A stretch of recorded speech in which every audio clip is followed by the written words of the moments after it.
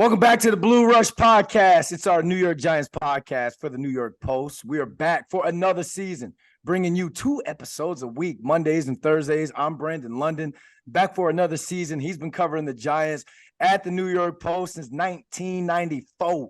It's Paul Schwartz, and our 2-time Giants Super Bowl champion kicker is back. He's live. And he's got some good stuff for you guys coming up. The great Lawrence Tynes, our producers, Jake Brown and Andrew Hartz, are back with us as well. I'll tell you what's back. Oh, man, that was a thrashing last night, fellas. Paul, you were in the building. Tynes, you're watching from home. 40-0, 40 burger put up on the opening night. Tynes, to see you shaking your head. Go. Well, I thought it was very appropriate that the Giants advertised Coco Gauff in the building. 40 love, gentlemen. 40 love, if you will, for the young champion. By the way, congrats to Coco Gauff. Congrats. Man, what a great story that was. Anyway, good to see her in the building. That was probably the highlight outside of Queen Latifah's national anthem. And then it was all downhill from there, boys. What a catastrophic series of events. They came out running the football, and then obviously the blocked field goal. Andrew Thomas hurts his hamstring there. Graham Gano laid a nice lick on that play, by the way. You guys should go back and look at it. There's only very few highlights from the game, but the young Scotsman got actually knocked the guy to the ground that blocked his field goal. And then from there it snowballed. You know, I think, guys, Brandon, Paul, we talked about this extensively on the pregame show. Offensive line. And listen, defense has a hand in this as well as special teams. But when you lose 40-0, everybody's got some responsibility. So not a very good start for Giants Nation. Well, I talked to a lot of fans after the game, and they were blaming it on the beat writers and the people that cover the team because they're like, we hyped them up. We hyped this team up all throughout training camp. None of us saw this, right? Well, yeah, I mean, I take my share of the blame. I wrote the Giants might be a pretty good team. I thought I was mentally prepared to write in the opener. I clearly wasn't. Couldn't get on the Wi-Fi. Laptop got wet in the rain. I was not ready, and I need to do better. I need to flush this one is what I need to do. You know what? Brian Daboll, we got skunked here. You know what I mean? Skunked. This stunk, right? That's what a skunk does. And this was really bad and almost comically pitiful at times. You know what I mean? With giving up a field goal block for a touchdown, a pick six, where Daniel Jones puts the ball in Saquon Barkley's hands and he gets hit on a good hit. Trayvon Diggs, good hit. A ball pops up, the ball gets intercepted. Just a series of misadventures. The rain started right before kickoff. It was very fitting. The best thing you could say about the Giants is they didn't quit. They didn't, I think they still played, but it's almost worse because if they did quit, you could almost say, well, they weren't trying, and they were trying, and they just were really, really bad. I would say, offense F, special teams F, coaching F, defense like a C, D. They were competitive. They were competitive at defense. They just had no chance the way this game went. No chance. All out here reading out my high school transcripts. Come on, man. I thought we were talking about football. And we're going to talk about that competing towards the end because Brian Daboll is taking heat for keeping Daniel Jones in the game where it was all a 40 love. But to go back to the storylines, what do we talk about none of the storylines, I guess you could say, showed up to play or had a successful night. We talked about Darren Waller. He couldn't control a lot of that. 2-3 catches on the night. We talked about the offensive line. They were abused throughout the night. Daniel Jones got the extension in the offseason. He looked average on the night. Saquon had some couple nice runs, but he couldn't really have success because they were behind on the counts. 3rd and long, 3rd and 19s, 3rd and 24s. What are you supposed to call on that? And then another thing, special teams didn't show up as well. Oh, and then lastly, we talked about the young corners. They were physical, but almost too physical because they kept some drives going, some scoring drives going when it came to some defensive pass interference and some holdings.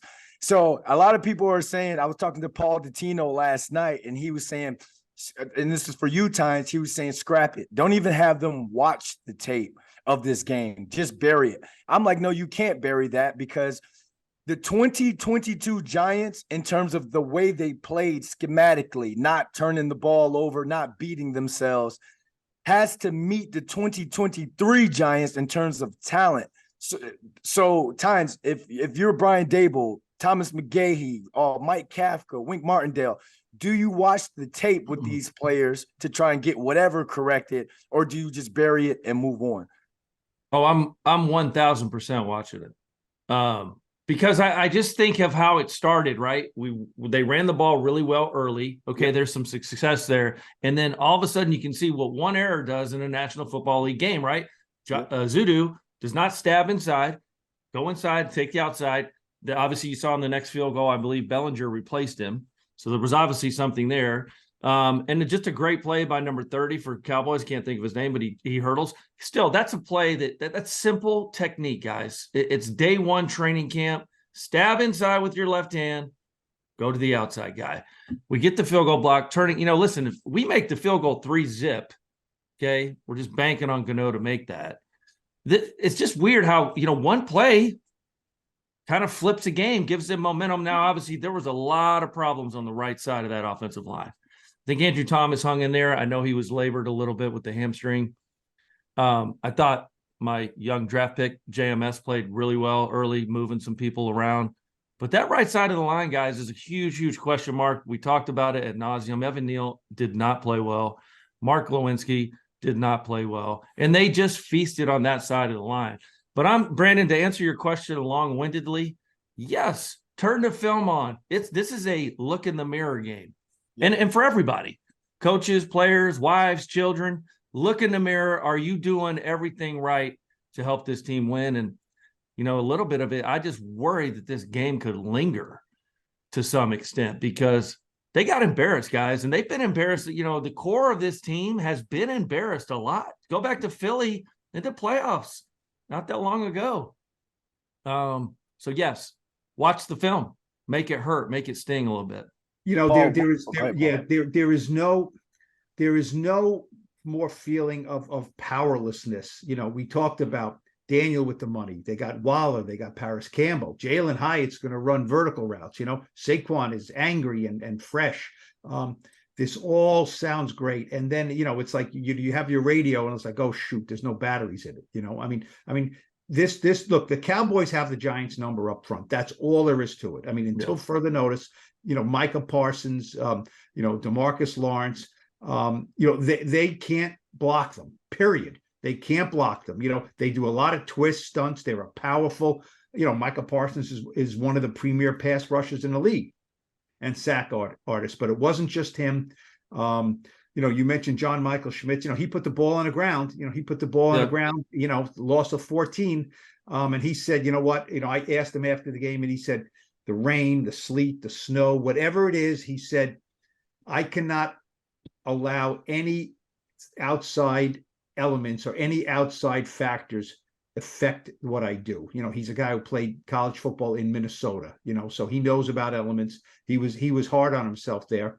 That's a rookie. I get it. But look, we were cautiously optimistic that the offensive line would be better. But look, the fact is that the front office and the coaching staff wanted Josh Ezeudu, the second-year guard, third-round pick last year of this regime. They wanted him to get and win the starting right guard job. That was the goal this summer. It did not happen. He and Bredesen, competed for it every day. Ezeudu could not beat him out. So Bredesen is there. And then, Evan Neal is just a high draft pick and he's going to play. Neal pulled out the Teddy Roosevelt line last night after the game about the man in the arena. You know what I mean? Kind of like, the critics are out there, but the man in the arena kind of knows. He said, when you have a result like that, obviously it sucks, but what can you do? You have to, go back and learn from it and everything.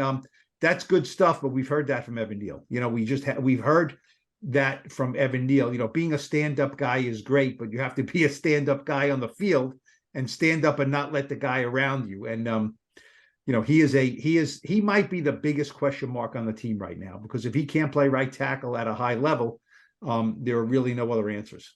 Paul, so you say speak softly and carry a big stick. that's another Teddy Roosevelt quote right there. You know, Be a Rough Rider. You know, Teddy Yeah, there we Roosevelt was go. a Rough Rider. Yeah, they got roughshod run over them. That's the extent of my history lesson there. But yeah, it was but Teddy Roosevelt ran up San Juan Hill, right? So the Giants weren't running up any hills Sunday night. Yeah, the only Rough Rider I know is DMX. Yeah, I just remember that from high school. Yeah, you guys are way above all this Teddy Roosevelt stuff, right above my head. But check it. Speaking of rough riding, the last 2 games, Giants' last 2 games, the playoff loss to the Eagles, and now this 40-0 love loss to the Cowboys, 38-7 to the Eagles, 40 love to the Cowboys. So back-to-back bad performances. And we're talking about that interior offensive line because we're going to switch and talk about the Giants pass rush, which was non-existent. You saw a tale of 2 tapes when it came to a masterclass in pass rush. Daniel Jones, Joe Shane restructured Daniel Jones's deal. Paul, do you think that he did that because could there be some moves made to try and bring in an interior guard to help shore up that offensive line? Yeah, Richie Seubert is still in the area. That's a good thing. Sean O'Hara is still in the area. That's a good thing. I don't think O'Hara's can get the job done now, though. He looks, this is what Sean O'Hara looks like now, right? So he's not blocking anybody. You guys know, Brandon, where's the help coming from? You know what I mean? There's no help out there. You think there's a lot of good guards that are sitting home waiting. The middle of the season is tough, no doubt, Paul. Yeah, all the good players are spoken for. Now, I will give you a little bit of a wild card. Is Justin Pugh is out there. Justin Pugh is better, and he wants to play for the Giants. He wants to come play for the New York Football Giants. Justin Pugh is better than either guard we have on our roster at this point in time. Now, he's coming off an ACL, and maybe his leadership, his tenure in the league can help an Evan Neal communication-wise or something like that. But, he's a guard. Justin Pugh's a guard. He's not a tackle. Kareem Lawrence, McKenzie. how much does Justin Pugh weigh right now? I don't care. As long as he can stay in front of somebody, to be honest with you, Jason Kelsey does it every Sunday. Yeah. At 260, 280. I think technique and knowing what to do and being athletic can help. But Kareem McKenzie's not walking through that door anytime soon to come rescue Evan Neal. It's a sore spot, and we talked about it on Thursday, all of us. It just, for me, I didn't see enough growth in the preseason. Obviously, the Giants didn't either, guys. If you remember in the 3rd preseason game, he played a lot. And sure, he had the concussion. He's missed some time. But for me, it's sometimes it becomes an ability thing. Can you even do it? And I don't know. He just looks slow to me. I know it was wet. I know the traction wasn't great, but the feet just don't do it for me. And again, I'm just playing an offensive line coach on this show. So, well, we appreciate you. And no, that's something that we're going to have to keep an eye on. I mean, 7 sacks last night, 8 in 2 games against the Cowboys last night. 9 or 2 taken away for penalty, I think, Brandon. Yeah. And you got all these playmakers, you got all these groceries, but if you don't have time to let it cook in the crock pot, you don't know how good the dinner's going to be. But let's flip it, because the Cowboys pass rush got after it. And we talked about Azeez and Kayvon. Could they take that step? Now, do you think that they were kind of neutralized because of the flow of the game, or was it something where the Cowboys offensive line just flat out blanked our defensive line and our pass rush? Tynes, go ahead. I think they just blanked us. I mean, Dexter had 2 pressures. I think there was 1 other pressure, maybe 3 total. That's it, guys. Dak Prescott had a lot of time. We got to him once. Maybe we made him kind of throw an awkward pass or something like that in the game, but they didn't do anything, guys. And I thought the young secondary or the young corners played okay. That Trey Hawkins pass interference call was a little bit of BS. Yeah. I mean, if you think about it, he did not really do a lot to alter that receiver. I thought those guys hung in there, but again, no Kayvon Thibodeau, no Ojulari, no sacks. You're not going to win, guys. 7-0 in sack department. You got to get to the quarterback. So I think it's much more to do with the Dallas Cowboys offensive line is just that much better than us. Paul, the Cowboys didn't have to do anything. You know what I mean? They had 265 total yards. Dak Prescott threw for 143 yards, 49 not of them much. on a busted coverage. You know what I mean? No touchdowns. Pollard ran for 70 yards. They ran for 122. They didn't. They got handed a touchdown. They got handed a defensive touchdown. The Giants did not allow a defensive touchdown all of last season. Okay, so already in week 1, they have shown us that this is not last year's team. It's a departure. Last year is done. We can't expect the same things. There might be some of the same results, but we can't expect, because they did that, now they can do this. That doesn't work that way. So, I thought the defense was, it wasn't good, but it was. I agree. When we want to put everything in with the same basket, they were awful. The defense was not awful. They weren't a winning defense Sunday night, but they were. You can't put them in the same basket as the offense. The offense gave away points. The special teams gave away points. The defense. Look, the Cowboys shut it down. In some ways, they weren't going for the throat at all. The Giants, the Jake Ferguson, the Cowboys tight end, did nothing. Brandon Cooks didn't do a lot.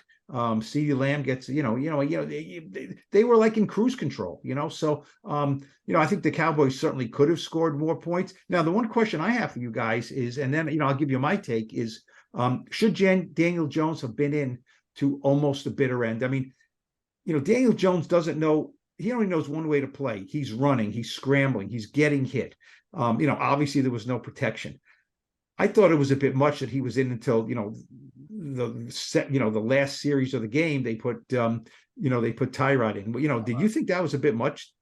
Yeah, I did, especially when you gave him the money that you gave him, and especially when the Cowboys defensive line just pinned their ears back and were trying to get after it. If something happens to Daniel Jones right there, then that could possibly be the end of the season. I love Tyrod Taylor, but I love what Daniel Jones has done in terms of his progression with this offense, and I want to see him with the able offensive line. So we were almost robbed of that. And Tynes, before I throw to you, remember last year, out of necessity, out of need, they put O'Dory Jackson back there as a punt returner, and he gets hurt. And you see what happened to the secondary after that. Now, just think if that was the quarterback that got hurt and what would happen to this team. So I look at it as maybe it was some sort of punishment. No, you guys aren't coming out of the game. You're going to have to fight through. You're going to have to stick it through. But at the end of the day, like that Dave Chappelle skit, when keeping it real goes wrong, it could blow up the entire season. So I love Brian Daboll and some of that toughness, that grit, and wanting to get more out of his players. But I think last night was at 30-something nil, 40-something love. That was the time to just throw it in and say, you know what, we need to get this team, this Daniel Jones, our quarterback, and this offense ready for Arizona. Yeah. No, I think I'm okay with it to some extent, but I also don't know whether Daniel Jones said, look, I want to ride this out and be out there with my teammates. Now, we don't know the full answer. I think maybe I watched the postgame comments. I think he alluded to that. But then again, Daniel's just being a team guy. I'm sure if you're asking me, if I'm running the New York Football Giants, Daniel Jones would have been out of the game, along with a bunch of other guys. He took a lot of big shots late, around the edge, free runner, which shouldn't happen. So I definitely would have pulled him. But again, maybe Daniel didn't want to come out. We don't really know the true story behind that. But even if he did, the coach has to kind of protect the players, as always, from themselves. And, he has the end-all, be-all decision. If he wanted Daniel out of the game, right, Paul, he would have said, Daniel, you're out. But look, he stayed in there. It doesn't matter what Daniel Jones wants. You know what I mean? Daniel Jones is not going to say, okay, coach, I've had enough. I've had enough. I know what Brian Daboll was doing. He said last night, trying to get something positive going there. We didn't have much going. Wanted to get, a positive drive, punch the ball in. So at least, at that point, he's coaching for the Cardinal game in Arizona, right? And he's saying, let's get this group one positive, drive here. We don't get shut out. He didn't want to get shut out, right? And then, then we put everyone to bed. We lose 40-7. And, see, guys, we got a little something going here. It didn't happen. It got worse and worse and worse. It was pathetic. They, usually a team kind of lets you march down the field and then they try to keep you out of the end zone. The Giants really couldn't march down the field. So, look, the way that game was going and the way they had no control up front, I did not like that look. You know what I mean? The place is emptying out. As Brandon's, there's mostly Cowboy fans at the ends. It's still raining. There's nothing to salvage there. There's nothing to salvage. Get him out, because Daniel is a punching bag at that point. It was, it was an ugly ending to a very ugly night. And, it was, it's the worst opening day loss in their history. So it's pretty bad. Yeah, what Paul was alluding to, I do for those who don't know, who are listening, I do the in-game emceeing on the Jumbotron, that sort of thing. We got cut. The entertainment got cut in the third quarter. After that rain came down, fans were leaving. Then you heard "Let's Go Cowboys" chants going all through MetLife Stadium. To wrap this up before we do a quick look ahead for the Cardinals, Daniel Jones ends the night 15 for 28, 104, no TDs, 2 INTs, 7 sacks, 2 fumbles. Saquon, 12 carries, 51 yards. Darren Waller, 3 receptions, 36 yards on 5 targets. And Graham Gano, who is automatic, 0 for 2 on the night. Coming up, the Giants are going to Arizona. They're going to take on Josh Dobbs and the Cardinals, 4 p.m. on Sunday. Josh Dobbs, Jonathan Gannon, they look decent against the Commanders. Really quick thoughts, because we have the Blue Rush preview show going in. Is this a must win for the New York Football Giants on Thursday, Tynes? No. I was 0-2 and won a Super Bowl. And that was only with 16 games. So we gave up a ton of points in 2007, if you remember, to the Packers and the Cowboys to start 80. the season. 80 to be exact. So we're halfway there. If I'm being good at math, but no, they'll figure this out, guys. We tend to overreact here. But I think they'll be fine. You just got to go find yourself. It's good, maybe in a weird way, that they're going west for 2 weeks to go run and hide and get this thing figured out and be away from everyone in New York. So, you don't want to go to the coffee shop and get bombarded by the locals grabbing your coffee and things like that. So they'll get to go regroup. I have faith in this team. I still do. I'm a little concerned with some of the injuries, though, with like Andrew Thomas, and maybe I don't like that his hamstrings hurt a little bit. And Evan Neal not playing well, or Klowinski, I have some concerns, but definitely not worried. I look forward to seeing what happens against Arizona. That's definitely a game they can win. Paul, they win this game. What's your writing going to be like? They lose this game. What's the writing going to be like? What's the narrative on this team leading into this game and coming out? Well, look, let's say, it's hard to even fathom this, but let's say they beat the Cowboys in the opener, right? What would a lot of us be talking about? That was an unbelievably great win, but it doesn't mean anything if they don't back it up and take care of business in Arizona, right? You go week to week to week, and you keep on, it gets bigger, or it gets bigger and bigger and bigger. That's just the way it is. So, look, here's another thing. The Giants start the season with 3 games in 12 days, right? That's the span because of the Thursday night game, right? So I was sitting there watching the Giants get pummeled by the Cowboys, and then I was thinking, in 10 days, they're going to be playing in San Francisco, and we all saw that first game, that most of us have seen, when the 49ers just went into Pittsburgh and just, destroyed the Steelers. So I'm thinking, A plus B equals what? Giants terrible plus 49ers great equals what? So look, that's week 3. Week 2, they've got the Cardinals. Xavier McKinney said he was shocked by this 40-0. He said, that's not us. We will be better next week. The punchline is no fill in the blank. You can't be worse than you were last week. They'll be better. We'll see. You don't have to be great to beat the Cardinals, but we'll see. Their credibility took a hit. They went from here. Now their credibility is here. They've got to build it back up. The only way to do that is to play better. And I think that goes or plays into the 2022 Giants mindset, that our way. Again, it goes back to doing the things that had them win games and not turning the ball over, neutralizing the pass rush, using Daniel Jones in different ways. But then, again, you get the talent that you have. Everyone has to buy in and be on that same page. And I like how I kind of, after a loss like this, I kind of like how it's 3 games in 12 days, because now you go out, you got an Arizona team that it's a winnable game. You should win that game. You clean up what you need to clean up, and then you go back against a juggernaut like the 49ers. And now you can kind of see like, hey, this is where we really are. We cleaned up the offensive line as much as we could. We cleaned up the back end in terms of busted coverages. Hey, Aziz and Kayvon got some pass rush. We were able to blitz. We were able to do different things. And then you go into the 49ers game, I don't think anyone is going to pick the Giants to win that game. But if you play well, yeah, you're 1-3, but you come back home and you know more about yourself. You know more about yourself. So again, like you said, I see them having one of those, what is it, keep it real days, I think Wink has, or the accountability days where everyone kind of steps up and says, hey, I messed up, my bad, and you move forward. They better allot some extra time this week. There's going to be a whole bunch of my bads. Jeez, they might be run that thing till Wednesday. Where'd we stop on Tuesday with the my bads? Oh yeah, it's your turn, Xavier. Yeah, but that would before we move on to the Cardinals, I think we got another 2 hours of abuse here. Who else wants to say how bad? How bad you play?